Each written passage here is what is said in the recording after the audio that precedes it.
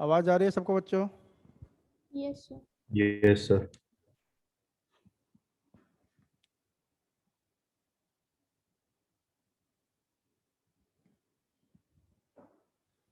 सबको ज्वाइन होने दो पहले, क्योंकि सब बीच बीच में ज्वाइन होते रहते हैं। 2 मिनट में लेक्चर शुरू करते हैं अपन।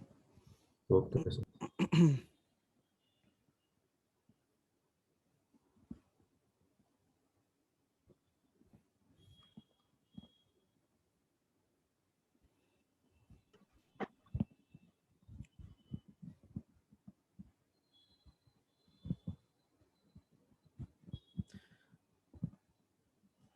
चलो बेटा, एपिडिडाइमिस से पहले सबको समझ में आ गया था? ये बताओ, यस सर। बोलो, किसी को कोई डाउट?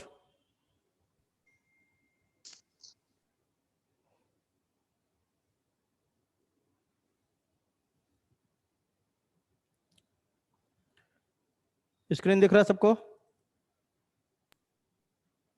Yes sir. चालू नहीं। Yes sir. Yes sir.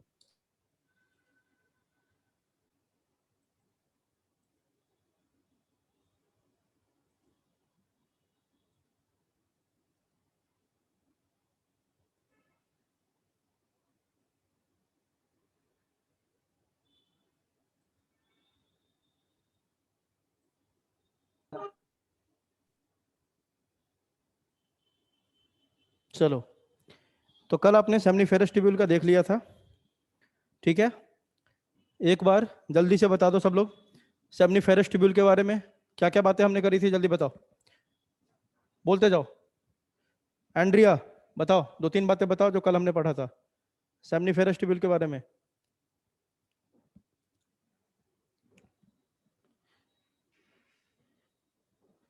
कोई भी बता दो। तीर्थ पटेल, कर्तवी, क्या क्या पढ़ा था सेमनीफेरस ट्यूब्यूल के बारे में हमने कल? It produces sperm cells. Okay. It's made up of two types of cells, mainly हाँ, sperm cells and Sertoli cells. वो तो ठीक है। सेमनीफेरस ट्यूब्यूल की अगर बात करें तो इसमें कितने टाइप के सेल थे पहले बताओ? Two. Sir, दो टाइप के सेल थे, कौन कौन थे? germ cell and Sertoli cell. Germ cell क्या कर रहा था? Formation of sperms. Sertoli cell क्या कर रहा था मेनली? Gives nutrition. न्यूट्रिशन। न्यूट्रिशन के अलावा भी बहुत सारे काम कर रहा था। Yes. एबीपी प्रोटीन बना रहा था, इनहिबिन बना रहा था, है ना? Blood testis Anti-mullering barrier factor. हाँ. सारा देखा था। उसके बाद ये डायग्राम आपके एनसीईआरटी में, अगर एनसीईआरटी कोई खोल के देखा होगा तो ये डायग्राम आपके एनसीईआरटी में दिया हुआ है ना? Yes sir. देखा खोल के? चलो, तो Yes, sir. समय खराब नहीं करते, आगे बढ़ते हैं अपन।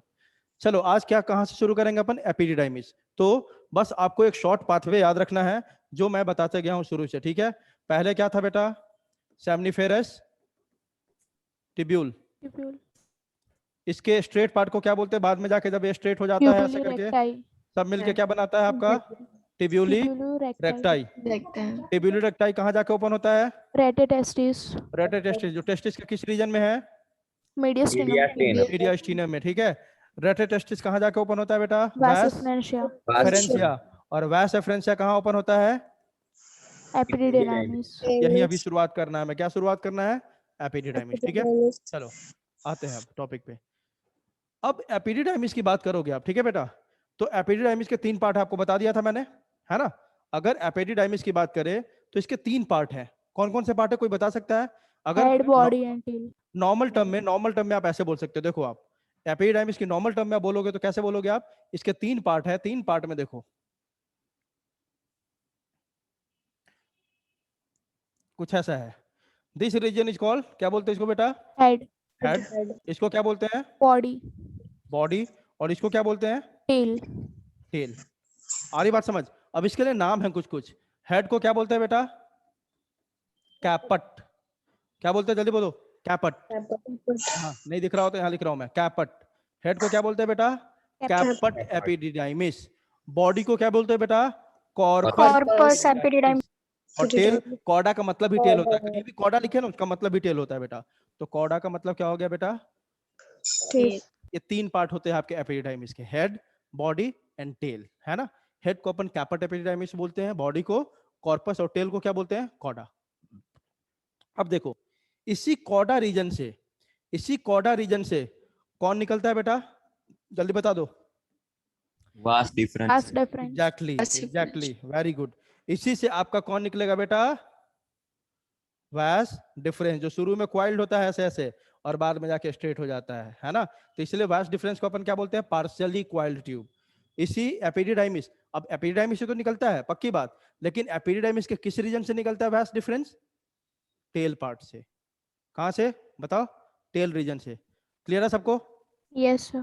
Yes, sir. यही सारी बातें उसमें लिखी होंगी, ठीक है। फिर और क्या लिखा होगा आपके स्लाइड में कि हेड रीजन में बहुत इंपॉर्टेंट फंक्शन होता है, अपन देखेंगे यहीं पे। आपका जो अपन बोलते हैं ना कि मैच्योरेशन होता है स्पर्म में, कल आपको बताया था एपिडिडाइमिस का एक फंक्शन, क्या बताया था बताओ, physiological Maturation and of sperm. Functional maturation कहाँ पे होता है स्पर्म का, Epididymis. क्वेश्चन आया हुआ है। फिजियोलॉजिकल एंड फंक्शनल मैच्योरेशन कहाँ होता है, एपिडिडाइमिस में। और एपिडिडाइमिस में भी किस रीजन में, हेड रीजन में। कहाँ पे बेटा, हेड रीजन, ठीक है। तो चलो इसी चीज को पढ़ते हैं अपन। यहाँ देखो क्या लिखा हुआ है। सबसे पहले कुछ बेसिक बातें इसके बारे में, जो हर टॉपिक का इंट्रोडक्शन होता है आपका, है ना। It is 6 metre long highly convoluted tubule. ये 6 मीटर लॉन्ग होता है, ठीक है। और हाईली कॉन्वोल्यूटेड मतलब बहुत ज्यादा क्वाइल्ड फॉर्म में होता है, ठीक है। अगला क्या लिखा है देखो, फ्रॉम ईच टेस्टिस, अभी बता दिया कि वैसा एफरेंशिया जब मिल जाता है तो वही क्या बनाता है बेटा, वही क्या बनाता है बताओ, एपिडिडाइमिस, है ना। तो वही लिखा हुआ है देखो, फ्रॉम ईच टेस्टिस 10 to 12 वैसा एफरेंशिया कन्फ्लुएंट। कन्फ्लुएंट मतलब समझते हो क्या होता है बेटा, कन्फ्लुएंट मीन्स देखो, मतलब कि मान लो एक वैसा एफरेंशिया है, दूसरा है, तीसरा है, चौथा है, पांचवा है, सब एक साथ ऐसे मिल गया और मिल के जब एक स्ट्रक्चर बनाया, इस एक स्ट्रक्चर को क्या बोलते हैं बेटा अपन, एपिडिडाइमिस। आई बात समझ। कन्फ्लुएंट मतलब जो अलग अलग 10 से 12 वैसा एफरेंशिया एक साथ मिल जाता है, तब जो स्ट्रक्चर आपका बनता है उसको क्या बोलते हैं अपन, एपिडिडाइमिस। क्लियर है सबको, जल्दी बताओ। और एपिडिडाइमिस का लोकेशन हमेशा कहाँ होता है, टेस्टिस के पीछे होता है। मान लो ये टेस्टिस है ना, ये टेस्टिस है, मान लो ये टेस्टिस का एंटीरियर साइड है, ये वाला मेरा हाथ, ये देखो आया का साइड मान लो टेस्टिस का एंटीरियर है, तो आपका जो एपिडिडाइमिस हमेशा पीछे से आपका ये आता है, पीछे से। ये टेस्टिस का एंटीरियर पार्ट है तो उसके पोस्टीरियर साइड पे होता है कौन, आपका एपिडिडाइमिस। क्लियर है? आगे देखो, द वैसा efferentia leave the testis and open into epididymis locating along the posterior surface of, बता दिया तो आपको ये कहां पे इसका लोकेशन है, posterior surface of each testis, ठीक है। अच्छा, वैसा एफरेंशिया या वैसा डिफरेंस जो बोल रहा हूं मैं, या एपिडिडाइमिस जो बोल रहा हूं मैं, ये एक होगा कि दो होगा, जल्दी बताओ। एक होगा दो होगा बेटा, कितने टेस्टिस है, दो टेस्टिस है ना, तो एक एपिडिडाइमिस इससे अटैच होगा, एक एपिडिडाइमिस यहां से होगा, तो दो होगा ना, ठीक है। आगे देखो, epididymis is involve in temporary storage, यहां पे आ गया, यह इंपॉर्टेंट क्वेश्चन हो गया नीट का, है ना। Epididymis is involve in temporary storage, nutrition, physiological, जो सबसे मेन है, स्टोरेज तो करता ही है, सबको पता होता है, लेकिन जो सबसे इंपॉर्टेंट बात है यहाँ पे क्या है, physiological and functional maturation and motility of sperm, इसको याद रखेंगे। यह क्या करता है, स्पर्म को धीरे धीरे मोटाइल बनाना शुरू हुआ है। अभी आपका स्पर्म पूरी तरह से मोटाइल बना नहीं है ना, लेकिन यहां से शुरुआत होती है कि चलो ठीक है, स्पर्म में थोड़ी बहुत मोटिलिटी दी जाए। लेकिन आपको पहले बता दूं, हमने फंक्शन में लिखा कि it provides motility to sperm, लेकिन स्पर्म अभी भी खुद से स्विम नहीं कर पाता है, आगे बताऊंगा इसी में, ठीक है। तो क्या फंक्शन याद रखना सबसे मेन, कि यहाँ पे फिजियोलॉजिकल एंड फंक्शनल मैच्योरेशन होता है और स्पर्म को मोटिलिटी भी मिलती है। अब ये किस रीजन में होता है, देखो यहाँ पे in the head region. Head region को क्या बोलते हैं बेटा, अभी नाम बताया था, जल्दी बताओ। Caput. कैपेट, है ना। In the head region of epididymis, the sperms undergo physiological maturation, acquiring increased motility and fertilizing capacity. ठीक है, ये हेड रीजन में आपका ये फिजियोलॉजिकल मैच्योरेशन होता है और वहीं पे इसका मोटिलिटी बढ़ता है और इसका फर्टिलाइज करने का कैपेसिटी भी इंक्रीज होता है, किसका, स्पर्म का, ठीक है। आगे देखो, और स्पर्मेटोजोआ, स्पर्मेटोजोआ किसको बोलते हैं बेटा, Sperm. स्पर्म को ही बोलते हैं, ठीक है। और spermatozoa passes through the epididymis in about 2 weeks, मतलब ये पूरे एपिडिडाइमिस, मान लो कि एपिडिडाइमिस आपका, इस पूरे एपिडिडाइमिस को पास करने में ये कितना समय लगाता है, स्पर्म बताओ कितना समय लगाता है, 2 सप्ताह, 2 वीक्स। और इसी 2 सप्ताह में ये सारा काम होता है, क्या, फिजियोलॉजिकल मैच्योरेशन। अब एक चीज बताओ, जिसको मैच्योर होना है उसको उस जगह पे थोड़ा टाइम बिताना होगा कि नहीं बिताना होगा, जल्दी बताओ। बिताना होगा ना, Yeah. है ना। तो जो पास हो रहा है ना स्पर्म, मान लो वैसा ही फ्रेंच ऐसे स्पर्म आया और कहाँ एंटर किया, हेड पार्ट ऑफ एपिडिडाइमिस, उससे इसको टेल तक पहुंचने में अप्रोक्स 2 वीक का समय लगता है। और इसी 2 वीक में क्या होता है आपका, ये पूरा काम आपका चलता है। कौन सा काम, फिजियोलॉजिकल मैच्योरेशन, है ना, functional maturation, acquiring increase motility, acquiring increase fertilising capacity, ये सब काम इसी 2 वीक में होता है। चलो क्लियर है सबको, जल्दी बताओ, बोलो भाई। Yes, sir. चलो आगे देखो, तो हमने देख लिया हेड रीजन में क्या होता है। अब देख रहे कॉर्डा मतलब टेल रीजन में क्या होता है, ये समझो। अब हमें एक एक चीज का फंक्शन पता होना चाहिए। नीट का पेपर देने जा रहे हो तो काम ऐसे नहीं चलेगा, बताया तो। ह्यूमन रिप्रोडक्शन आपको अच्छे से पढ़ के जाना होगा। इससे हर साल 3 क्वेश्चन आते हैं, और जरूरी नहीं कि एग्जैक्टली एनसीईआरटी से हो, वह एनसीईआरटी के आसपास का होगा लेकिन बाहर से आता है। 4-5 चैप्टर थोड़ा तुम्हें डिटेल में देखना होगा, बाकी पूरा क्वेश्चन एनसीईआरटी से होता है। चलो, in cauda epididymis spermatozoa is concentrated and stored until ejaculation. तो हमने अभी पढ़ा था, जो जनरल फंक्शन तुमने पढ़ा था एपिडिडाइमिस का, क्या पढ़ा था, यहाँ पे स्टोरेज होता है, फिजियोलॉजिकल एंड फंक्शनल क्या होता है, मैच्योरिटी होता है। तो फिजियोलॉजिकल एंड फंक्शनल मैच्योरिटी किस रीजन में हुआ, जल्दी बता दो। Epididymis. वो तो ठीक है, एपिडिडाइमिस के किस रीजन में, Caput. कैपट में, हेड रीजन में। और एक और फंक्शन में पढ़ा था कि यहाँ पे स्पर्म का स्टोरेज भी होता है। स्टोरेज किस रीजन में होता है बेटा, कॉर्डा एपिडिडाइमिस, Cauda. है ना, टेल रीजन में। तो देखो, in cauda epididymis spermatozoa is concentrated, मतलब उसका कॉन्सेंट्रेशन बढ़ता है, और स्टोर्ड अंटिल इजैकुलेशन, है ना। और जब तक उसको आगे नहीं जाएगा, आगे मतलब अब इजैकुलेशन जब होना होगा, इजैकुलेशन मतलब होता है जब बॉडी से, मेल बॉडी से बाहर निकलता है स्पर्म, है ना, उसको बोलते हैं इजैकुलेशन।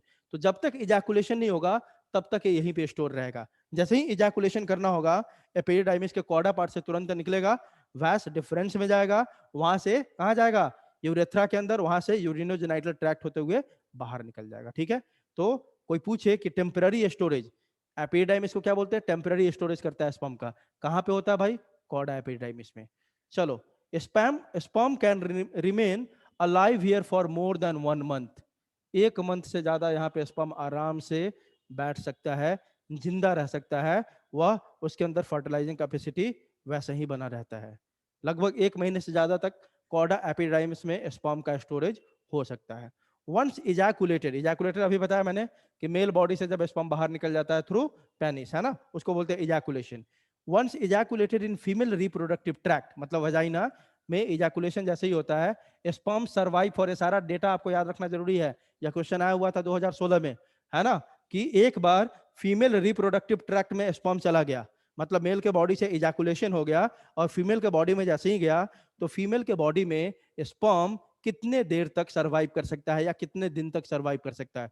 तो टाइमिंग क्या है बेटा, कितने टाइम तक सरवाइव कर सकता है फीमेल ट्रैक्ट में वो, जल्दी बताओ। 72 hours, you have to remember this, okay. नहीं तो आपका देखो, इसी से आपका होता है क्या, जब पढ़ेंगे मेंस्ट्रुअल साइकिल, 72 आवर्स तक आपका क्या होना चाहिए, वो सरवाइव करेगा। और मान लो कि कोई एग है, एग मान लो कि ओवरी से रिलीज हुआ 48 घंटे बाद, और स्पर्म कितने देर तक सर्वाइव कर रहा है, 72, फर्टिलाइजेशन हो जाएगा।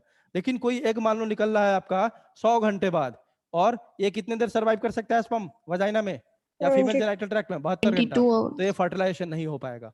ठीक है, पढ़ेंगे मेंस्ट्रुएशन साइकिल में। चलो, तो 72 आवर्स तक स्पर्म जो है सरवाइव कर सकता है फीमेल रिप्रोडक्टिव ट्रैक्ट में, उसके बाद वह स्पर्म बेकार हो जाता है, उसके अंदर फर्टिलाइजेशन कैपेसिटी नहीं होता। बोलोगे सर ऐसा क्यों होता होगा, क्योंकि फीमेल के अंदर जो कंडीशन होता है ना बेटा वजाइना में, हाईली एसिडिक होता है, और स्पर्म को एसिड से बहुत डर लगता है, उसको बचाना होता है। एसिडिक कंडीशन में स्पर्म कैन नॉट सर्वाइव, है ना। तो किसी तरह जो इसके अंदर फ्लूइड होता है ना, सेमिनल फ्लूइड आपने पढ़ा होगा, वो सब मिलके इसको बचा के रखता है 72 घंटे तक। ठीक है, उसके बाद सर्वाइव नहीं कर पाता। चलो, इजैकुलेशन बता ही दिया क्या होता है आपका। हाँ बेटा, क्वेश्चन है कोई। सर मतलब हाँ सर, वो मोर देन 1 मंथ के बाद भी इजैकुलेट नहीं हुआ तो क्या होता है? खत्म कहानी उसकी, है ना। देखो, स्टोरेज का भी एक टाइम होगा ना, जैसे आप फ्रिज में ही कोई सामान स्टोर करते हो तो उसका एक टाइम होता है कि नहीं, बताओ बेटा, होता है ना। ठीक है, तो मोर देन 1 मंथ मतलब कि वहां पे लगभग 40 दिन 50 दिन तक आराम से वहां पे सरवाइव करता है, लेकिन उसके बाद भी इजैकुलेशन नहीं हुआ तो वह स्पर्म क्या हो जाता है, अपना फर्टिलाइजेशन कैपेसिटी लॉस्ट कर देता है। ठीक है बेटा, आई बात समझ, बोलो। हाँ सर। हाँ,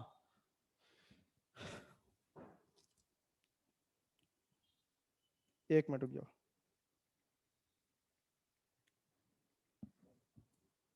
आगे देखो बेटा, तो इजैकुलेशन बता ही दिया आपको क्या होता है। Ejaculation is the discharge of semen. Semen और स्पर्म में डिफरेंस है, आपने पढ़ा होगा, है कि नहीं डिफरेंस बेटा? जल्दी बताओ। Yes. हाँ, आते हैं इस पे, क्योंकि जानते हो क्या होता है, मैं देख रहा हूँ एक दो दिन से कि मैं बहुत स्लो जा रहा हूँ। क्यों? क्योंकि बीच बीच में टॉपिक बताने लग जाता हूँ। जैसे सीमेन अगर अभी बताना शुरू किया मैंने तो 10 मिनट इसमें खराब हो जाएंगे, जबकि ऑलरेडी आगे इसको पढ़ना है। ठीक है, तो थोड़ा फास्ट चलते हैं अपन। Ejaculation is the discharge of semen due to powerful rhythmic contraction of urethra, है ना। बच्चा एक चीज बताओ, आपने पढ़ा है यूरेथ्रा और यूरिनोजेनाइटल डक्ट में क्या डिफरेंस है? यूरेथ्रा और यूरिनोजेनाइटल डक्ट में डिफरेंस है कि नहीं है? है सर। क्या डिफरेंस है बेटा? सर यूरेथ्रा से सिर्फ यूरिन पास होगा और यूरिनोजेनिटल में से स्पर्म और यूरिन दोनों पास होगा। यूरेथ्रा ही है वो तो। चलो आते हैं, इस पे भी आते हैं, फिर टाइम खराब होगा। टॉपिक आने तो फिर बताते हैं, सारा लिखा हुआ है नोट्स में। ठीक है, चलो देखते हैं। मेल में यूरेथ्रा को ही आप बोल सकते हो क्या बेटा? इजैकुलेटरी डक्ट, है ना। फीमेल में यूरेथ्रा को इजैकुलेटरी डक्ट नहीं बोलते। कारण क्या है? मेल में यूरेथ्रा जो है ना, यूरिन भी लेके आता है और क्या लेके आता है बेटा? स्पर्म भी लेके आता है। एक टाइम पे नहीं, यूरिन अलग टाइम पे निकलता है, स्पर्म अलग टाइम पे, लेकिन एक ही काम कर रहा है दोनों। कौन? यूरेथ्रा ही कर रहा है। लेकिन किसमें बोल रहा हूं मैं बेटा, जल्दी बताओ? मेल। मेल। मेल में यूरेथ्रा है ना, यूरिन भी लेके आता है, स्पर्म भी लेके आता है। तो मेल में यूरेथ्रा को ही अपन क्या बोल देंगे बेटा? Urinogenital duct. क्यों बोल दिया देखो ना, यूरिनो मींस यूरिन भी कैरी कर रहा है, और जेनाइटल मींस जेनेटिक, मतलब जो हमारा सेक्स ऑर्गन है उसका भी कंपोनेंट कैरी कर रहा है, दैट इज स्पर्म। इसलिए क्या बोल दिया? यूरिनोजेनाइटल। फीमेल में जब देखोगे ना, तो फीमेल में यूरेथ्रा बस एक ही चीज कैरी करता है। क्या कैरी करता है बेटा? यूरिन। वहां पे फीमेल का एक कैरी नहीं करता, हो यूरिन कैरी करता है बस। तो फीमेल में यूरेथ्रा को अपन बोलते हैं क्या? Urinary tract. वहां पे नहीं बोलेंगे यूरिनोजेनाइटल। होप आपको समझ में आ गया होगा। आगे बात समझ में सबको? Yes yes sir. हाँ बेटा, तो ये सब छोटी छोटी बातें हैं, लेकिन देखो जब क्वेश्चन पूछता है ना, तो बच्चा इसे, जब बेसिक आपका क्लियर नहीं होगा ना बेटा, तो क्वेश्चन आसान होगा, एनसीईआरटी का होगा, लेकिन हमें पता ही नहीं है कि बेसिक डिफरेंस क्या है, तो फंस जाते हैं अपन उसी में, और लगता है कि ये तो सिंपल था, फिर भी फंस कैसे गए। तो इसलिए सब बातें पता होनी चाहिए। चलो आगे देखते हैं। यहाँ देखो, हाँ यहाँ थे अपन।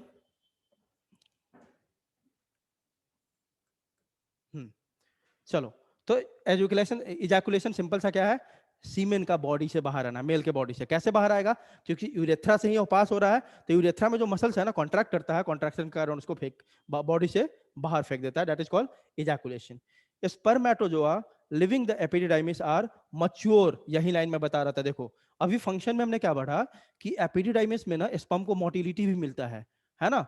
वह मच्योर जरूर हो जाता है एपिडिडाइमिस में, बट दे रिमेन इमोबाइल। अभी तक उसमें स्विमिंग का पूरा कैपेसिटी नहीं आया है। वो अभी भी कैसा है बेटा? एपिडाइमिस में स्पर्म कैसा है, जल्दी बताओ? इमोबाइल। वो मूव नहीं कर सकता अभी भी अपने से।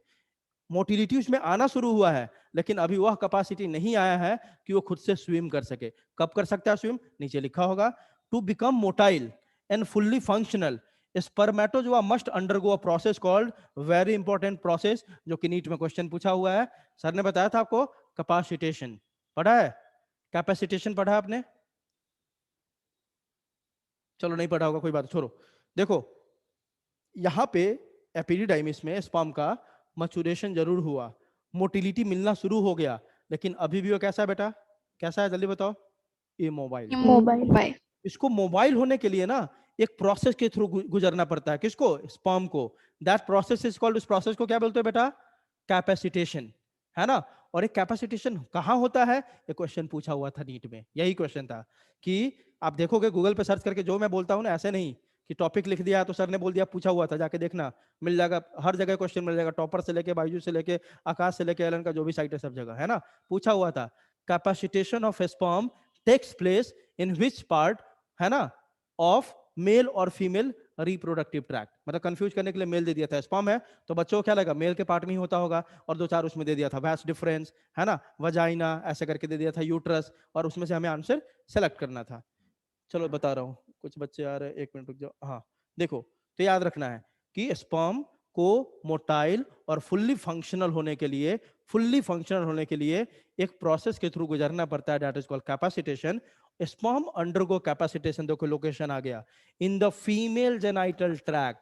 जैसे ही स्पर्म, है ना, आपके वजाइना में जाता है ना, तब कैपेसिटेशन का प्रोसेस शुरू होता है। और मेनली कैपेसिटेशन फीमेल के ट्रैक्ट में भी कहां होता है बेटा? मेनली किस लोकेशन पे होता है बेटा? यूट्रस में। बता दोगे? जल्दी बताओ। तो दो ऑप्शन हो सकता है, दो ऑप्शन हो सकता है। एक तो क्या हो सकता है कि capacitation of sperm takes place in female genital tract, और तब ऑप्शन ए कर देंगे। अगर फीमेल जेनाइटल ट्रैक्ट नहीं है तो लिखा होगा यूट्रस, तो यूट्रस को ऑप्शन टिक कर देंगे। क्लियर है? जल्दी बताओ। बोलो। Yes, sir.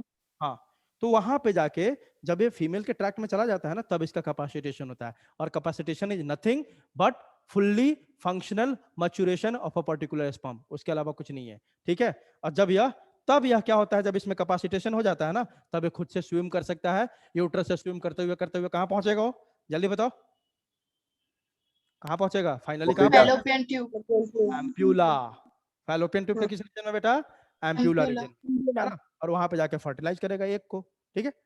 दो द स्पर्म अक्वायर मोटिलिटी, यही बताया मैंने कि स्पर्म को मोटिलिटी एपिडिडाइमिस में मिलने लगता है। 8 they do not move on their own.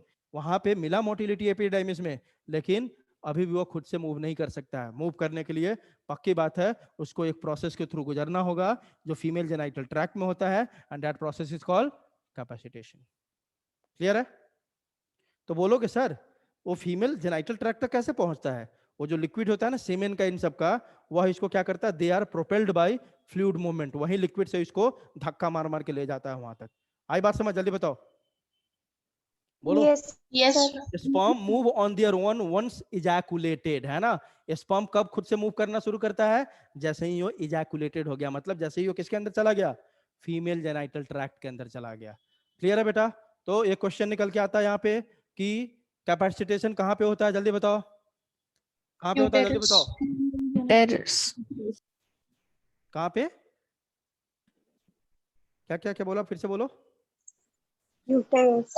हाँ, यूट्रस। यूट्रस या बच्चा यूट्रस नहीं दिया होगा तो ये दिया होगा फीमेल जेनाइटल ट्रैक्ट, Female है ना? genital. हाँ, या फीमेल रिप्रोडक्टिव ट्रैक्ट, एक ही बात है। चलो, अब ये बता ही दिया मैंने आपको कि एपिडिडाइमिस के 3 पार्ट होते हैं। कैपट एपिडिडाइमिस, या इसको एक और नाम देते हैं क्या अपन? Globus major. तो अलग अलग नाम दे दे तो घबराने का नहीं, कैपट भी बोल सकते हैं या ग्लोबस मेजर। हेड रीजन होता है, हाईली क्वाइल्ड होता है ना? कॉर्पस एपिडिडाइमिस बॉडी रीजन होता है जो मिडल पार्ट है ना? और नीचे वाला कॉर्डा, कॉर्डा का अंदर टेल होता है, या इसको ग्लोबस माइनर भी बोलते हैं, tail region, list coiled. AIIMS में क्वेश्चन आया था बेटा। ये क्वेश्चन कहाँ का है बेटा? एम्स में। क्या पूछा था क्वेश्चन कि एपिडिडाइमिस का कौन सा पार्ट सबसे कम क्वाइल्ड होता है? कौन सा पार्ट सबसे कम क्वाइल्ड है बेटा? कॉर्डा, नीचे वाला। चलो, क्लियर है सबको? आगे बढ़े। Yes, sir. एक देखो डायग्राम है, इसमें आपको दिख रहा होगा बहुत बेहतरीन तरीके से। यह देखो, यह है बेटा आपका क्या? ये वाला क्या है आपका? Seminiferous tubule. यहाँ देखो, आपको दिख रहा होगा डायग्राम में, पूरा दिख रहा है क्लियर। ये सेमनीफेरस ट्यूब्यूल से लास्ट में जाकर देखो तो स्ट्रेट ट्यूब बना दिया है कि नहीं? जल्दी बताओ। Yes sir Yes, sir. उसी को क्या बोलते हैं बेटा? Tubular rete testis. Recti sorry, tubuli recti. Very good, tubuli recti. Tubuli recti, ये देखो मीडिया स्टीनियम रीजन है, ये दिख रहा है?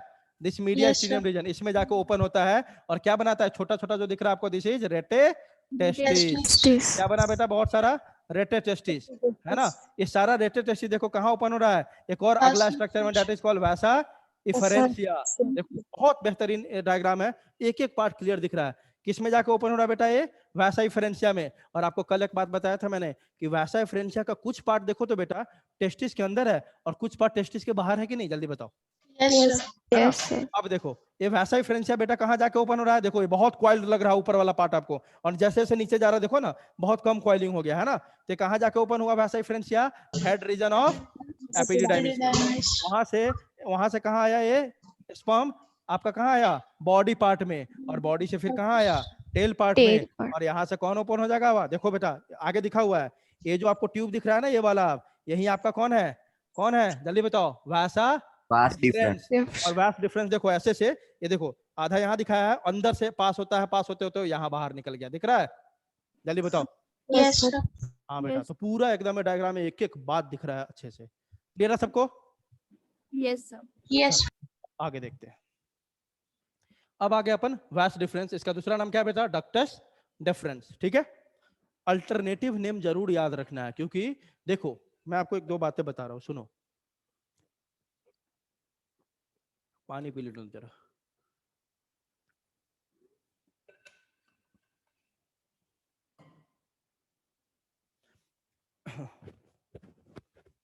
हाँ, मैं आपको एक दो बातें बताता हूँ बेटा।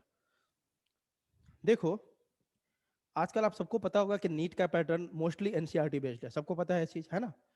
अब एनसीईआरटी का बुक एक ही है, कंटेंट उसमें एक ही है, और क्वेश्चन हर साल उसी में से 90 क्वेश्चंस निकालने हैं इनको। तो कंटेंट हर बार कोई ना क्वेश्चन तो पूछा जा चुका है एक एक कंटेंट से, एक एक कंटेंट से। इसलिए मैं हमेशा बोलता हूँ प्रीवियस 10 to 15 ईयर्स, 15 ईयर पे मत जाओ, पहले के क्वेश्चन नहीं आते हैं। पहले क्योंकि एनसीईआरटी बहुत ज्यादा लिखा हुआ था, ये सब बहुत अच्छे से पढ़ना होता था। अब तो बहुत मिनिमाइज कर दिया कंटेंट को। कम से कम पिछले 5 साल के क्वेश्चन, 5 साल तो मिनिमम आप जरूर सॉल्व करो। आप देखोगे कम से कम लैंग्वेज चेंज हो सकता है, सेंटेंस का फ्रेमिंग चेंज हो सकता है, 10-12 क्वेश्चन तो मिल जाएगा।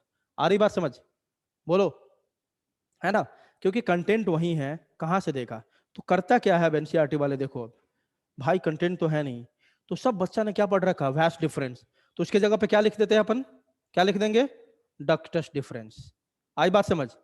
कंटेंट वही है, आउट ऑफ एनसीईआरटी भी नहीं हुआ, क्वेश्चन भी थोड़ा नया हो गया बच्चों के लिए, ठीक है। तो इसलिए अल्टरनेटिव नेम को याद रखना हमेशा।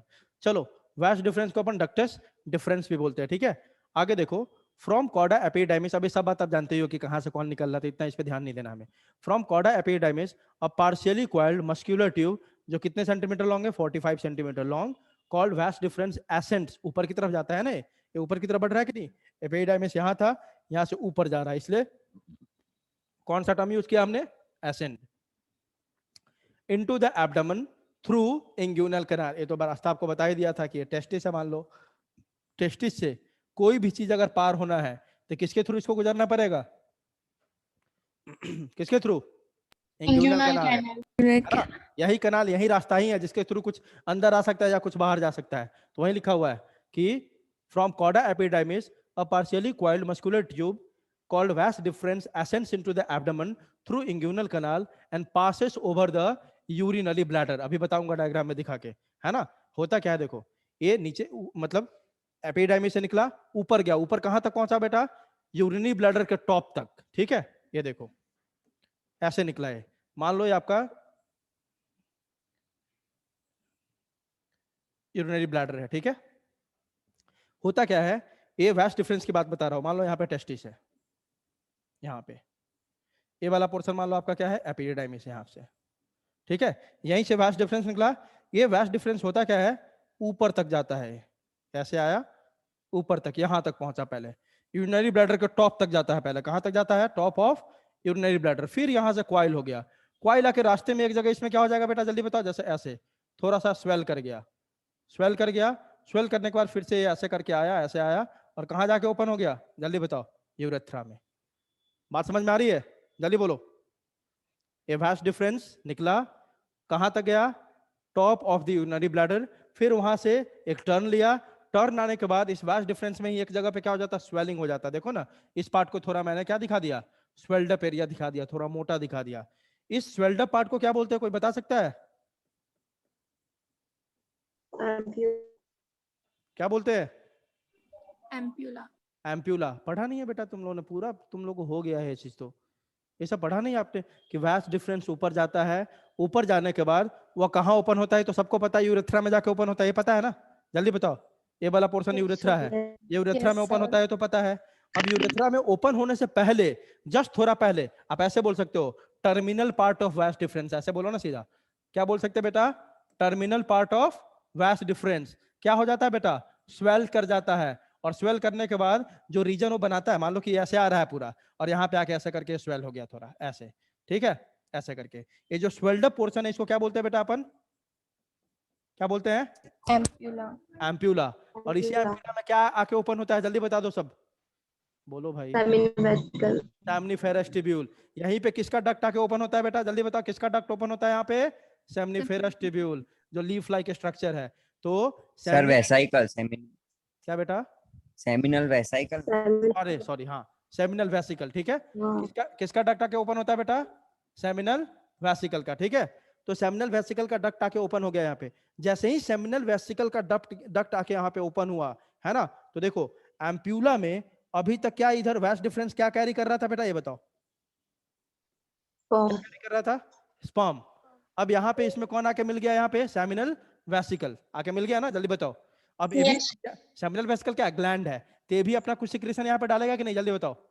Yes, sir. डालेगा ना, तब स्पर्म भी है और इसका भी सिक्रीशन है, यहाँ पे मिल गया, ठीक है। उसके बाद जहां पे आपका, ध्यान दो यही से बात समझने लायक है, जहां पे आपका ये डक्ट ओपन हुआ किसका, सेमिनल वेसिकल का, अब इसके आगे के रीजन को अपन वास डिफरेंस नहीं बोल के क्या बोलना शुरू कर देंगे, जल्दी बताओ। Ejaculatory duct. क्या बोलना शुरू कर देंगे बेटा, इजैकुलेटरी डक्ट। तो मोर प्रिसाइजली अगर बोले तो यूरेथ्रा में क्या ओपन होता है, इजैकुलेटरी डक्ट या vas deferens. Ejaculatory duct. Ejaculatory duct. And ejaculatory duct is nothing, क्या है आपका, इजैकुलेटरी डक्ट वह जंक्शन है, उस जंक्शन के बाद जहां पे आके एम्प्यूला में कौन ओपन हुआ, आप सीधे समझो एम्प्यूला क्या है, वास डिफरेंस का स्वेल्ड अप पार्ट है ना। तो उसी में जैसे ही आपका सेमिनल वेसिकल आके ओपन होता है ना, उसके बाद के डक्ट को, उसके बाद कैसे बोल सकते हैं, वास डिफरेंस को ही अपन क्या बोलने लगते हैं बेटा, इजैकुलेटरी डक्ट। क्लियर है बेटा सबको, जल्दी Yes, बताओ। और यह इजैकुलेटरी डक्ट कहाँ आके ओपन हो जाता है बेटा, यूरेथ्रा में आके ओपन हो जाता है। आई बात समझ, जल्दी बोलो। yes, sir. हाँ ठीक है। अब देखो, अब सारा बात मैं यहाँ पे बता ही देता हूँ, फिर उस स्लाइड को पढ़ लेंगे एक बार, ठीक है। पहले कॉन्सेप्ट समझा दो सबको। देखो अब ये यूरेथ्रा जहाँ है ना, मतलब यूरिनरी ब्लैडर का बेस बोल सकते हैं इसको, इस रीजन को यूरिनरी ब्लैडर का बेस बोल सकते हो क्या आप, जल्दी बताओ, बोलो जल्दी भाई। तुम लोग थोड़ा Yes. देखो, तुम लोग की एनर्जी है ना, तुम लोग जो रिप्लाई करोगे, इंटरेक्ट करो ना, मेरे लिए एटीपी का काम करता है।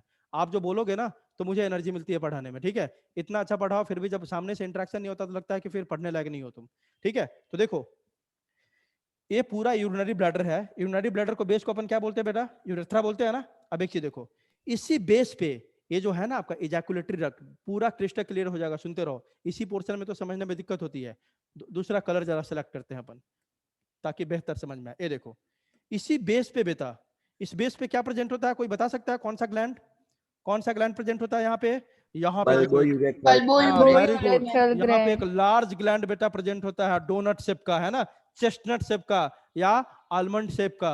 इसको क्या बोलते हैं बेटा, कौन सा ग्लैंड बोलते हैं, Prostate. Prostate gland. क्या बोलते हैं बेटा इसको, prostate gland.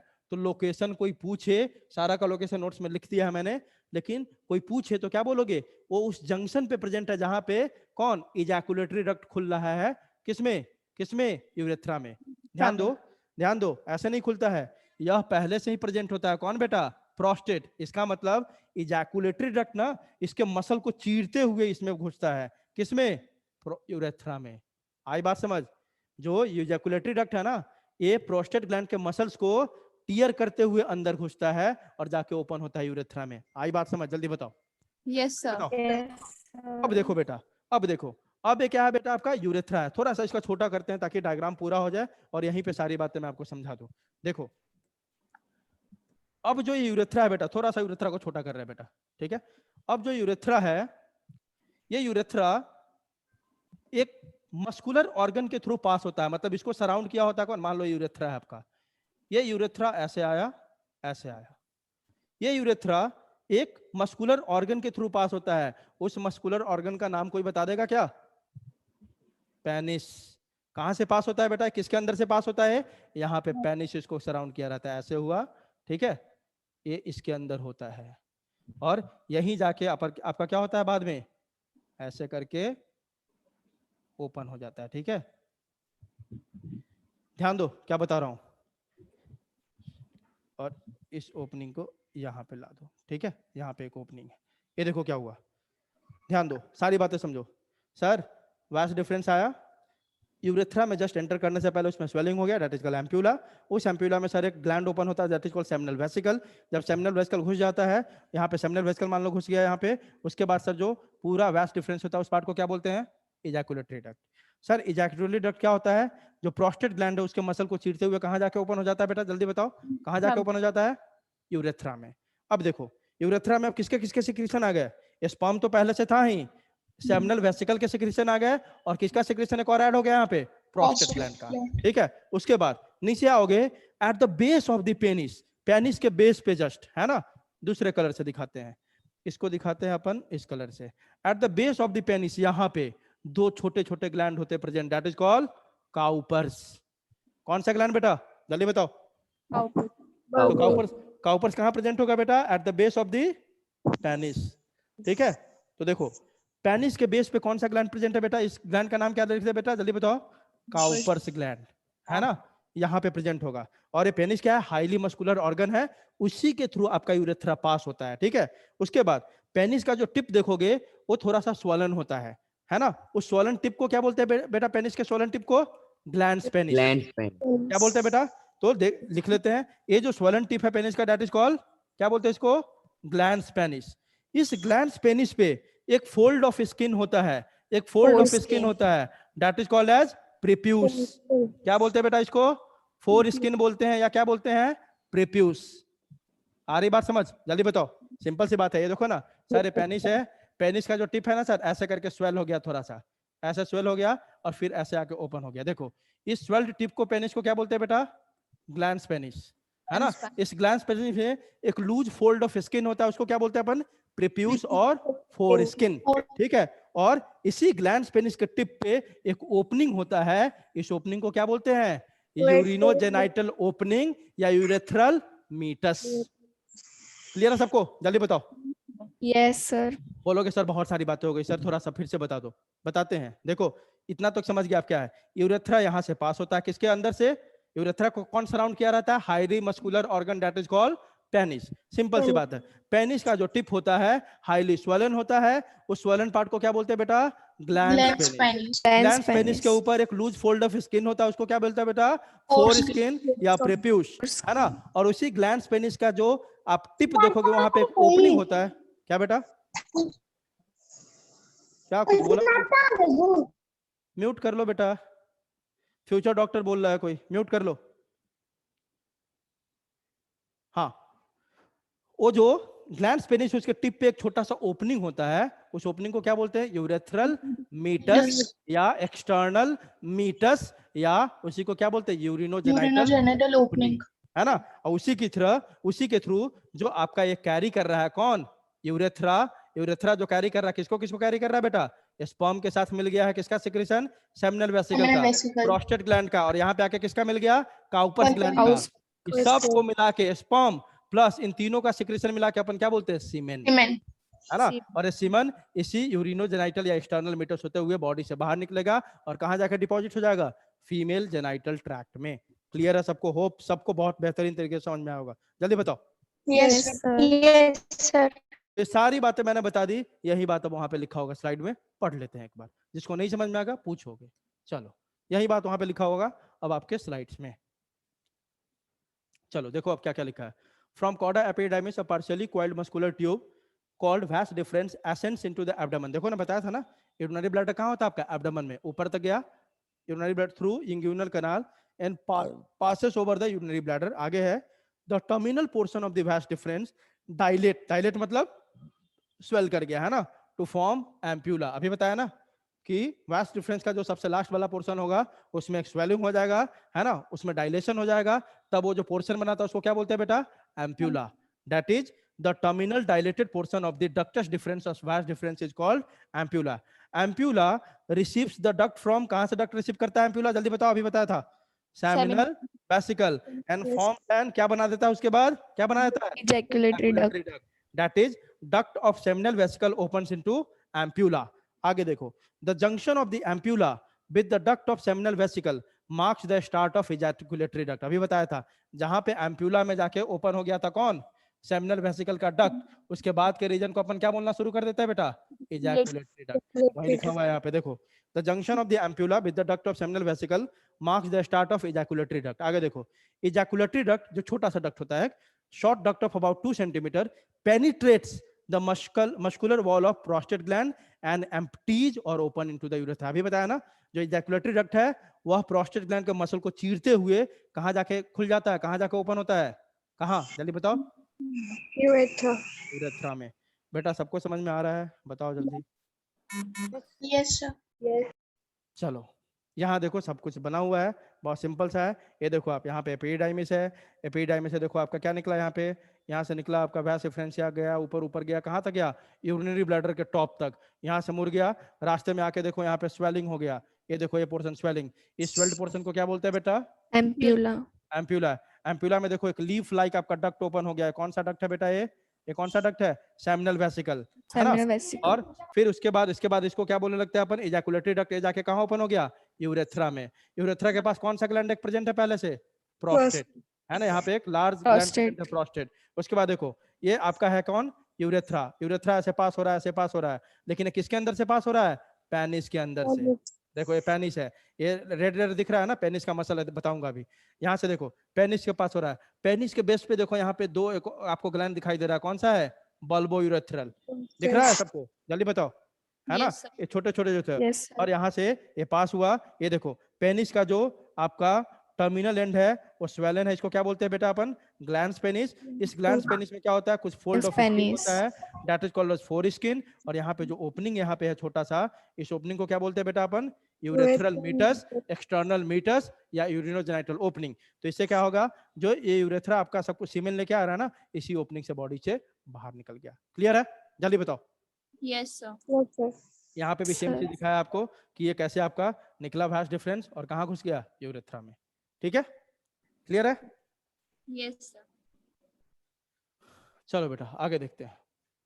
Urethra, male urethra provides a common pathway for the flow of urine. सब बता चुका हूं इसलिए मैं पढ़ रहा हूं। ये सारी बातें मैंने एक डायग्राम में सब बता दिया। मैंने जो मैंने बताया ना वही बात लिखा होगा यहाँ पे, सुनते जाओ। Male urethra provides a common pathway for the flow of urine and semen. थोड़ी देर पहले बताया था कि मेल का जो यूरेथ्रा है उसे यूरिन भी पास होता है, सीमेन भी पास होता है। इसलिए तो इसको क्या बोल देते हैं यूरेथ्रा को? जल्दी बताओ।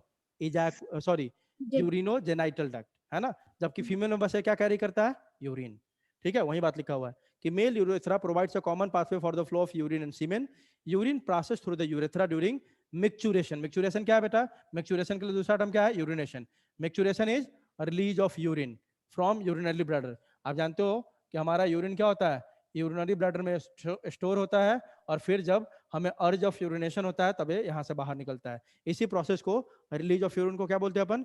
Micturition of urination. ठीक है, तो urine passes through urethra during micturition. Also semen passes through urethra at the time of coitus. Coitus मतलब जब इंटरकोर्स होता है। ठीक है, उस समय क्या होता है? आपका बाहर निकलता है क्या? Semen. As both urine and semen pass through the urethra, it is called as urinogenital duct in male. लिखा हुआ है देखो, यूरिनोजेनाइटल डक्ट किसमें बोलते हैं यूरेथ्रा को? बस मेल में। नोट करके लिखा हुआ है, in female it carries only urine, so it is called as, क्या बोलते हैं फीमेल में इसको?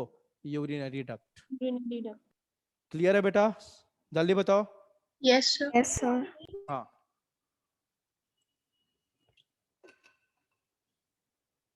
आगे देखो। It is much longer. जो यूरेथ्रा का साइज होगा ना, मेल में बहुत ज्यादा लंबा होता है इन कंपैरिजन टू फीमेल। और मेल में जो इसका साइज है कितना है? Approx 20 centimetre. The urethra receives the duct of the. अब यूरेथ्रा में कौन कौन आके ओपन हो रहा था? ये सब लिखा हुआ है, लेकिन सब आपके दिमाग में बैठ चुका है। यूरेथ्रा में किसके किसके डक्ट ओपन हो रहे थे भाई? खुद से बता दो। सर इसमें सेमिनल वेसिकल का डक्ट ओपन हो रहा है। हो रहा था क्या सेमिनल वेसिकल का? जल्दी बताओ। हो रहा था? हो रहा था?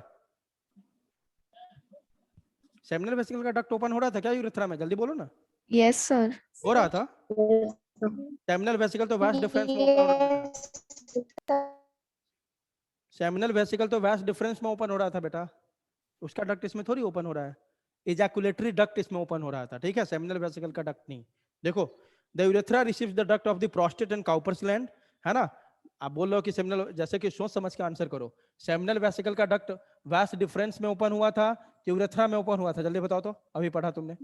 किसमें ओपन हुआ था? किसमें Vast difference. Difference. और वास्ट डिफरेंस के किस रीजन में ओपन हुआ था? Ampulla. एम्प्यूला, है ना? तो कैसे बोल दिया आपने कि हाँ सर इसमें ओपन हुआ है? तो सोच समझ के आंसर करो। जस्ट अभी पढ़ा 5 मिनट पहले, और आंसर करने में इसीलिए नीट में गलती होती है तुम लोग से, एनालाइज नहीं करते बोलने से पहले। हाँ, the urethra receives the duct of the. हाँ, यूरेथ्रा में डायरेक्ट कौन खुल रहा था बेटा? हमने देखा था यहाँ पे कौन सा था? प्रोस्टेट। और यहाँ पे बेस ऑफ द पेनिस पे कौन था बेटा? काउपर्स। ये दोनों इसमें खुल रहा था, है ना? The urethra receive the duct of the prostate and Cowper's gland, passes through the penis, और आपने देखा था यूरेथ्रा पेनिस के अंदर से ही पास होता है, and opens to the outside through an opening called, और उस ओपनिंग का नाम क्या था बेटा? एक्सटर्नल यूरेथ्रल ऑरिफाइस बोलते हैं, और यूरेथ्रल क्या बोलते हैं? मीटस बोलते हैं। Present at the tip of glands penis and discharges urine और सीमेन। यूरिन कैरी कर रहा होगा तो यूरिन को डिस्चार्ज करेगा बॉडी से बाहर, सीमेन कैरी कर रहा हो तो सीमेन से। रास्ता तो दोनों का एक ही है कि नहीं? बताओ। Yes, sir. अब पेनिस देखते हैं। पेनिस को अपन क्या बोलते हैं मेल में बेटा? External Genital. जेनिटेलिया। चलो, penis is the copulatory organ of male, मतलब कॉपुलेशन मतलब इंटरकोर्स मतलब क्वाइटस में हेल्प करता है, सब एक ही टर्म है, ठीक है। कॉपुलेशन, क्वाइटस, इंटरकोर्स, सेक्स सब एक ही टर्म है। Penis is the copulatory organ of male. It is cylindrical, सब जानता है ना कि सिलेंडर शेप का होता है। It is cylindrical, erectile, pendulous, क्योंकि ये क्या होता है थोड़ा बहुत स्विंग करता है इसलिए पेंडुलस बोलते हैं, पेंडुलम आपने सुना होगा। It is cylindrical, erectile, pendulous organ, suspended from pubic region, क्योंकि हमारे लोअर एब्डोमेन में होता है, नीचे होता है, वो उसको प्यूबिक रीजन बोलते हैं, जहां पे जेनाइटल हेयर प्रेजेंट होते हैं, उसी रीजन को बोलते हैं pubic region. It is cylindrical, erectile, pendulous organ suspended from pubic region in front of scrotum, है ना, स्क्रोटम के जस्ट आगे होता है। It remains small and limp, है ना, जब सेक्सुअल अराउजल नहीं होता है, जिसमें मेल एक्साइटेड नहीं होता है, उसमें कैसा होता है, स्मॉल होता है, लिम्प होता है, फ्लैसिड, है ना, छोटा सा होता है। On But on sexual arousal, it becomes long, hard and erect when it is ready for copulation. ठीक है, आगे देखो। Erect human penis is on average about 15 centimeter long. Penis has bulging, ये सब बात मैं बता चुका हूँ इसलिए मैं पढ़ते जा रहा हूँ। जिसको डाउट हो ना, जैसे मैं पढ़ रहा हूँ ठीक है, लेकिन जिसको डाउट हो सर इसका मतलब नहीं समझ में आया, बेटा पूछ लो, क्योंकि मैंने सारा ये बता दिया है, अभी एक्सप्लेन कर चुका हूँ मैं, इसलिए मैं पढ़ रहा हूँ इसको।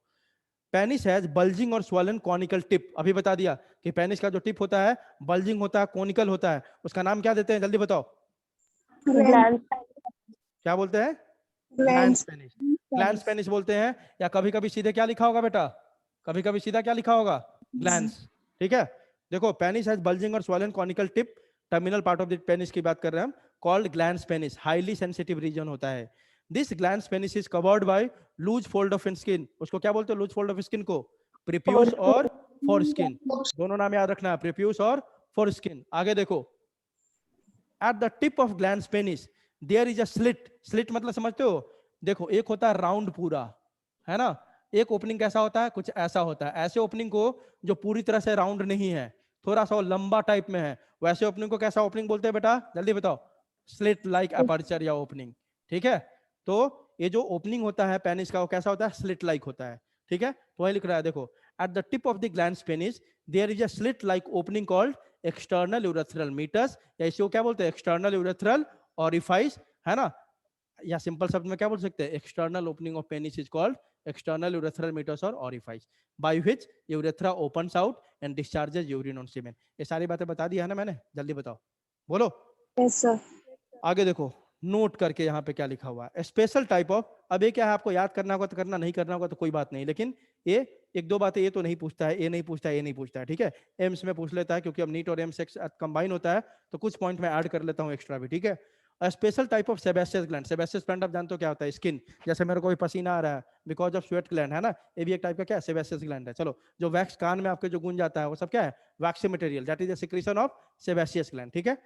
A special type of sebaceous gland is found on the prepuce, जो prepuce था ना फोर स्किन, उस पे एक ग्लैंड मिलता है sebaceous gland, उसका नाम क्या बेटा, prepucial gland और Tyson's gland, which secrete smegma, स्मिग्मा एक लिक्विड होता है, ये सिक्रेट करता है कौन, सिंपल सी बात है, जो फोर स्किन है ना, ये मान लो फोर स्किन है, इसके ऊपर एक ग्लैंड होता है, इस ग्लैंड का नाम क्या है बेटा, प्रीपिचुअल और टाइसन ग्लैंड, वो एक फ्लूइड सिक्रेट करता है, उसका नाम क्या है, स्मिग्मा। स्मिग्मा क्या है, smegma is a sebaceous secretion which helps in protection and lubrication of penis, penis को थोड़ा सा लुब्रिकेट करके रखता है। आप मतलब मेल में क्या होता है ना, पेनिस थोड़ा लुब्रिकेटेड होता है, थोड़ा सा मॉइस्ट होता है, वो मॉइस्ट इसी स्मिग्मा के कारण होता है, और यह स्मिग्मा कौन सिक्रेट करता है, Tyson's gland present on the foreskin of penis. अब देखो, अगर हम प्रीप्यूस जो होता है ना, प्रीप्यूस मतलब ऊपर का जो लूज फोल्ड ऑफ स्किन है ना, उसको हम सर्जरी करके हटा देते हैं, है ना, तो उस प्रोसेस को क्या बोलते हैं बेटा अपन, सर्कमसिजन। सर्कमसिजन क्या होता है, रिमूवल ऑफ फोर स्किन। आई बात समझ, जल्दी बोलो। Yes sir. आगे देखो, prepuce is attached to the base of glands, मतलब जैसे मान लो कि पेनिस का टिप है आपका, ऐसे करके, ऐसा करके टिप है, और इसी यहीं से आपका फोर स्किन अटैच होता है, यहां से, जिस रीजन से फोर स्किन अटैच होता है ना, वो जो उसको अटैच करता है वही लाइन लिखा हुआ, prepuce is attached to the base of glands with the help of an elastic cord like membrane called frenulum prepuce, मतलब इस लूज फोल्ड ऑफ स्किन को पेनिस से जो अटैच कर रहा है ना स्ट्रक्चर, उस स्ट्रक्चर को क्या बोलते हैं बेटा, फ्रेनुलम प्रीप्यूस, मतलब प्रीप्यूस को जो ग्लैंड्स पेनिस से अटैच करवा रहा है उस स्ट्रक्चर को बोल देते हैं फ्रेनुलम प्रीप्यूस। क्लियर है सबको, चलिए बताओ। Yes sir. चलो, यही है आपका मेल एक्सटर्नल जेनिटेलिया, एक ही चीज इसमें आपको दिख रहा होगा, देखो यह जो टिप है आपका, टिप इज स्लाइटली स्वोलन, इस स्लाइटली स्वोलन टिप को क्या बोलते हैं बेटा, ग्लैंस पेनिस। ठीक है, ग्लैंस पेनिस में देखोगे एक लूज फोल्ड ऑफ स्किन ऊपर से ब्लैक कलर का करके दिखाया हुआ है, this loose fold of skin is called, क्या बोलते हैं इसको, फोर स्किन। ठीक है, अब अभी देखेंगे जब हिस्टोलॉजी देखेंगे पेनिस का, मतलब अंदर का टिश्यू, तो इसमें दो टाइप के टिश्यू मिलते हैं, एक होता है कॉर्पस स्पॉन्जियोसम और एक होता है कॉर्पोरा कैवर्नोसा। ये दो टाइप के, देखो ना, कॉर्पोरा कैवर्नोसा ये वाला है और अंदर वाला क्या आपका, ये कॉर्पस स्पॉन्जियोसम।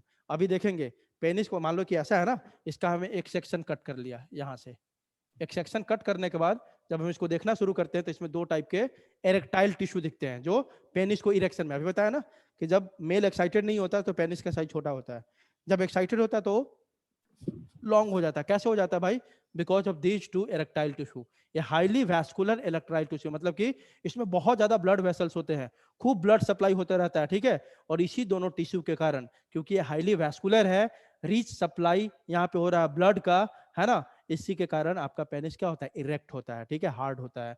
कौन सा दो टिश्यू है बेटा, corpora cavernosa and corpus spongiosum. Clear है। ये देखो पेनिस के अंदर से जो व्हाइट कलर का आपको दिख रहा है ये यूरेथ्रा पास हो रहा है, और ये यूरेथ्रा क्या होता है, जो ये ओपनिंग आपको दिख रहा है ग्लैंड्स पेनिस को, ओपनिंग को क्या बोलते हैं अपन, क्या बोलते हैं, एक्सटर्नल मीटस या यूरेथ्रल ओरिफाइस। इसी के थ्रू ये यूरेथ्रा बाहर निकलता है, खुलता है, और यहाँ पे जो भी ये सीमेन कैरी कर रहा है, यूरिन कैरी कर रहा है, ये बॉडी से बाहर निकाल देता है। क्रिस्टल क्लियर हो जाना चाहिए, डायग्राम देख के सब बता सकते हैं अपन, बता सकते कि नहीं, जल्दी बताओ, बोलो। Yes, sir. अब यही बात कर रहा था मैं कि जब एक हम क्रॉस सेक्शन कट कर लेंगे पेनिस का तो इसमें दो टाइप के टिश्यू दिखाई देगा,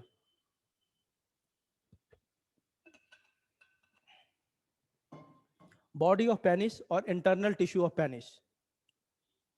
ठीक है, दो टाइप के टिश्यू कौन कौन दिखाई देंगे बेटा, the penile mass is itself encased in a fibrous sheath called tunica albuginea. मतलब पेनिस के ऊपर भी एक कवरिंग होता है, सिंपल सी बात है, पेनिस के, मान लो पेनिस है, इसके ऊपर भी एक कवरिंग होता है, उस कवरिंग को क्या बोलते हैं बेटा, जल्दी बताओ, ट्यूनिका एल्ब्यूजिनिया। यहाँ पे भी वही कवरिंग होता है, कौन सा, ट्यूनिका एल्ब्यूजिनिया। तो ये ज्यादा सिग्निफिकेंस का नहीं है। इसके नीचे से देखो यहाँ से, अब पेनिस के अंदर जब देखेंगे, बाहर से तो एक इस पे लेयर है, उसको बोला ट्यूनिका एल्ब्यूजिनिया। जब इंटीरियर में पेनिस को, मान लो ये पेनिस है, इसका हमने एक सेक्शन कट कर लिया ऐसे गोला सा, और इस सेक्शन को ऐसा देखना शुरू किया, तो देखना शुरू करोगे तो इसमें तीन टिश्यू आपको नजर आएगा। इस टिश्यू से यूरेथ्रा भी पास होता है, नीचे वाले से तीन टिश्यू नजर आएगा। कौन कौन है भाई, the interior of penis is composed of 3 cylindrical masses of spongy vascular erectile. Erectile के लिए दूसरा शब्द क्या है बेटा, कैवर्नस। कैवर्नस मतलब इरेक्टाइल होता है टिश्यू, तो बता दे दिया। तीन आपको spongy highly vascular erectile tissue, क्योंकि ये पेनिस के इरेक्शन में हेल्प करता है। तीन मिलेगा जब हम पेनिस का क्रॉस सेक्शन देखेंगे। कौन तीन है भाई, दो पोस्टीरियर साइड में होगा और एक टिश्यू एंटीरियर साइड में होगा। पोस्टीरियर साइड में जो हाईली वैस्कुलर इरेक्टाइल टिश्यू है उसको हम बोलते हैं कॉर्पोरा कैवर्नोसा, है ना, जो क्या होता है, दोनों पैरेलल होता है एक दूसरे के।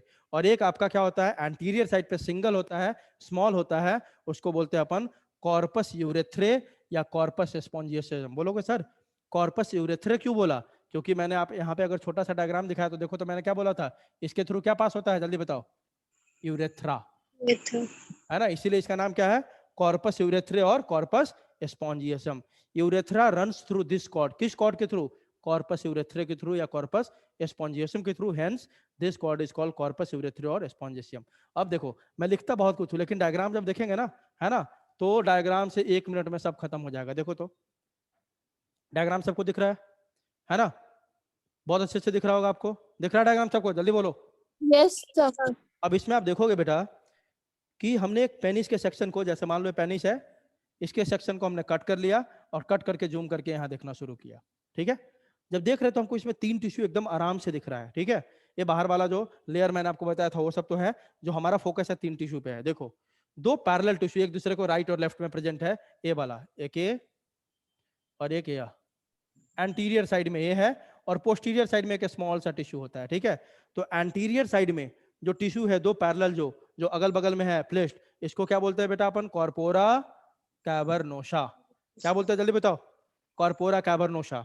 और जो पोस्टीरियर साइड में एक छोटा सा, उसको क्या बोलते हैं बेटा, कॉर्पस कैवर्नोसा। ठीक है, ठीक है, अब देखो बात समझो, यहाँ पे होता क्या है, जो एक कॉर्पस वाला है नीचे वाला, इसे के थ्रू देखो कौन पास हो रहा है, कौन पास हो रहा है, देखो तो यूरेथ्रा। दिख रहा है, जल्दी बताओ, डायग्राम में दिख रहा था? सर इसको देखो, हटा रहा हूँ, इस पे इंक हटा रहा हूँ मैं, देखो यहाँ पे आपको दिख रहा होगा बीच में, इससे क्या पास हो रहा है, यूरेथ्रा पास हो रहा है, ठीक है। इसीलिए हम इसको कॉर्पस यूरेथ्रे भी बोल देते हैं या कॉर्पस कैवर्नोसा भी बोलते हैं। क्लियर है, दिख रहा डायग्राम? तो सिंपल सा क्या पढ़ा हमने? हाँ सर, पेनिस के जब सेक्शन को कट करेंगे तो इसमें 3 हाईली वैस्कुलर टिश्यू मिलता है जो पेनिस को इरेक्ट होने में हेल्प करता है। कैसे इरेक्ट होने में हेल्प करता है सर? क्योंकि ये हाईली वैस्कुलर है तो इसमें रिच ब्लड सप्लाई होता है, और उसी रिच ब्लड सप्लाई के कारण क्या होता है, आपका पेनिस इरेक्ट होता है। सर कौन कौन सा टिश्यू है? एंटीरियर साइड पे 2 है, कॉर्पोरा कैवर्नोसा, और नीचे में एक है पोस्टीरियर साइड पे छोटा सा स्मॉल, कॉर्पस कैवर्नोसा, या इसको कॉर्पस यूरेथ्रा भी बोलते हैं, क्योंकि ऊपर वाले के थ्रू यूरेथ्रा पास नहीं हो रहा है। कहां से पास हो रहा है? कॉर्पस कैवर्नोसा के थ्रू ही यूरेथ्रा पास होता है, क्योंकि पेनिस का ही सेक्शन है ना। तो आप देखा तो आपने कि पेनिस से यूरेथ्रा भी पास होता है, तो यूरेथ्रा इसी रीजन से पास होता है, कॉर्पस कैवर्नोसा से। ये क्वेश्चन पूछा हुआ था नीट में, ठीक है, कि यूरेथ्रा कौन सा टिश्यू से पास होता है, तो क्या नाम बताओगे? Corpus cavernosa. क्लियर है? जल्दी बताओ। और उसके Yes. बाद क्योंकि ये पेनिस है तो पेनिस में सब कुछ तो होगा ही ना, वेन्स होगा, आर्टरी होगा, नॉब होगा, वो सब तो दिखा रहा है आपका, ठीक है। ये जो येलो कलर का नॉब दिखा रहा है, ये जो आपका ब्लू कलर का वेन है, रेड कलर का क्या दिखा रहा है? आर्टरी। तो पेनिस है, टिश्यू है इसके अंदर, तो पक्की बात है इसमें आर्टरीज, वेन्स, नॉब्स सब होगा, है ना। ये दोनों क्या है? दोनों टिश्यू है, दोनों टिश्यू का आपस में डिवाइड करता है उसको बोल देते हैं सेप्टम, ठीक है। यहाँ पे सेप्टम लिखा हुआ है क्योंकि दोनों टिश्यू डिवाइडेड है कॉर्पोरा कैवर्नोसा का। सिंपल सी बात है। तो कितने इरेक्टाइल टिश्यू मिलेंगे इसमें आपको पेनिस में? अगर पेनिस का सेक्शन कट किया तो 3 हाईली वैस्कुलर इरेक्टाइल टिश्यू, है ना। तुम लोग बताओ खुद से, एंटीरियर साइड पे कौन सा है? कॉर्पोरा हाँ बोलो, कॉर्पोरा कैवर्नोसा कैवर्नोसा। और पोस्टीरियर साइड पे कौन सा है? कॉर्पस बस कैवर्नोसा। ठीक है। यूरेथ्रा कहाँ से पास होता है? कॉर्पस कैवर्नोसा कॉर्पस कैवर्नोसा का दूसरा नाम क्या है? कॉर्पस यूरेथ्री यूरेथ्रे। चलो, होप आप सबको समझ में आ गया।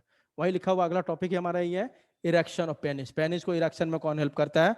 तो सबसे पहले बात, 2-3 बात इसमें इंपॉर्टेंट है।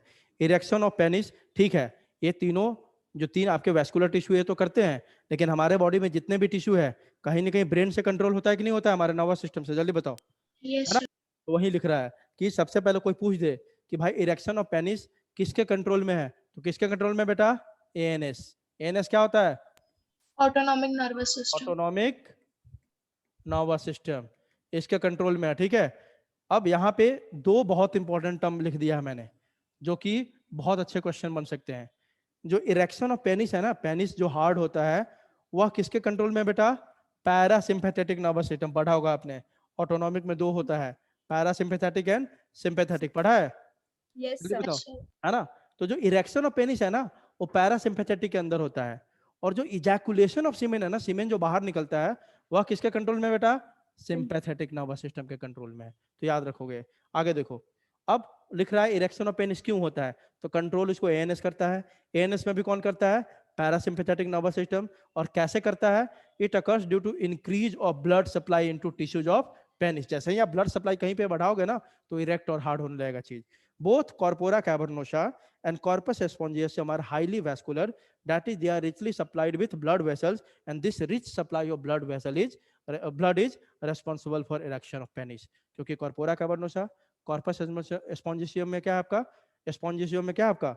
हाईली ब्लड सप्लाई है, रिच ब्लड सप्लाई है, वहीं आपको क्या करवाता है? पेनिस का इरेक्शन करवाता है। इस तरह से आपका क्या खत्म हो गया आपका? जल्दी बताओ, मेल रिप्रोडक्टिव पार्ट खत्म हो गया। आई बात समझ? जल्दी बताओ। Yes sir. अभी 10 मिनट टाइम है, तो एक्सेसरी ग्लैंड भी देखते हैं अपन। चलो, एक्सेसरी ग्लैंड ऑफ मेल, इसमें कौन कौन है बेटा? 3 ही है ना। कौन कौन है 3? Seminal vesicle, prostate gland, prostate, और तीसरा बल्बोयूरेथ्रा। चलो, तो पहला है आपका सेमिनल वेसिकल। 2 होता है कि 1 होता है? 2 होता है, पेयर्ड होता है, ठीक है। पेयर्ड ट्यूबुलर क्वाइल्ड ग्लैंड्स, है ना। Coiled gland situated posterior to urinary bladder और एंटीरियर टू रेक्टम। जब इसका लोकेशन देखोगे ना, तो ये जो आपका है ना, ये कौन सा? यूरिनरी ब्लैडर के पीछे से आके खुलता है, ठीक है। तो इसलिए लिखा लोकेशन आप सबका याद कर लोगे, नहीं याद हो तो रट्टा मार लेना।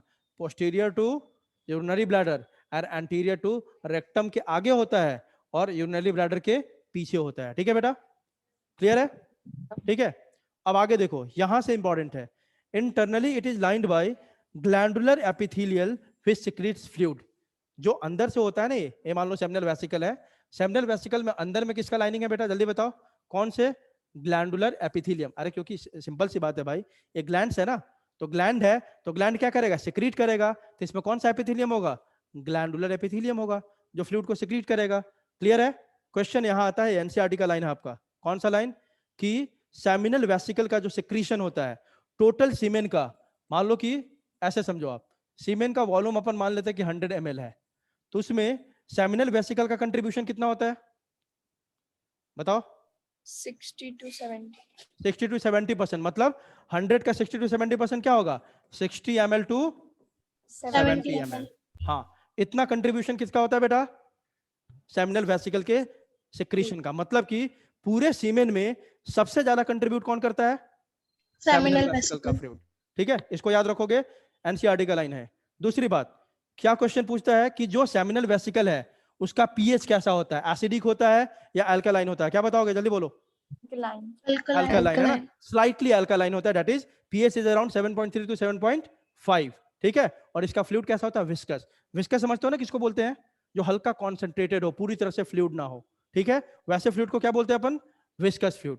फिर से एनसीईआरटी का ऐलान है और बहुत इंपॉर्टेंट है, इसको आपको याद रखना होगा कि सेमिनल वेसिकल, देखो 2-3 बात ही याद रखना है हमें। क्या याद रखना है? 3 चीज जो नीट में क्वेश्चन पूछता है। पहला कि कंट्रीब्यूशन कितना है, सेकंड उसका सिक्रीशन अल्कलाइन है या एसिडिक है, तीसरा उसमें क्या क्या कंटेंट है। तो इसमें जो सेमिनल वेसिकल का देखोगे तो क्या क्या कंटेंट है इसमें बेटा? फ्रक्टोज मिलेगा, क्योंकि स्पर्म का जो आपका सबसे मेन न्यूट्रिशन है कौन होता है?